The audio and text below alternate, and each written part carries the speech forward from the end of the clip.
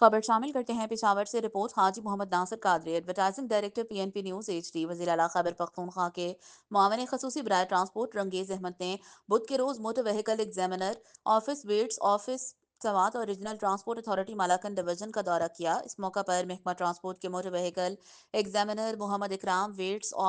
Office کے in charge doctor Imtiaz Ahmad اور secretary regional transport authority Arshad Jamil نے متعلقہ سیکشنز کے بارے میں تفصیلی بریفنگ دی۔ بریفنگ میں بتایا گیا کہ motor vehicle examiner office Swat نے سال 2024 میں 98% ریونیو ہدف حاصل کیا، جبکہ ویٹس آفس سوات نے سال 2024-25 میں ٹوٹل 16,090 گاڑیوں کا معائنہ کیا، جس میں 10,400 کو فٹنس سرٹیفکیٹ دیے گئے۔ وزیر اعلیٰ خیبر پختونخوا کے معاون خصوصی برائے ٹرانسپورٹ رنگیز احمد نے سیکریٹری ریجنل ٹرانسپورٹ اتھارٹی کو ہدایت کی کہ تمام ٹرانسپورٹ اڈوں کو جلد از جلد رجسٹر کروا کر صوبائی حکومت کے ریونیو کو بڑھایا جائے اور اس کے علاوہ جتنے بھی غیر قانونی بس اسٹینڈز ہیں ان کے خلاف قانونی کارروائی کر کے بند کیا جائے۔ معاون خصوصی برائے ٹرانسپورٹ رنگیز احمد نے متعلقہ حکام کو ہدایت کی کہ وہ 10,000 لائسنس کارڈ ضلع سوات اور ضلع چانگلہ کے دفاتر کو ایشو کرے تاکہ زیر التواء ڈرائیونگ لائسنس کا مسئلہ بروقت حل ہو سکے۔ انہوں نے مزید کہا کہ محکمہ کو مکمل طور پر ڈیجیٹل کیا جا رہا ہے اور اسے جدید خطوط پر استعمال کیا جائے گا تاکہ نہ صرف ٹریفک مسائل پر قابو پایا جائے بلکہ عوام کو بہترین سفری سہولیات بھی میسر آ سکیں۔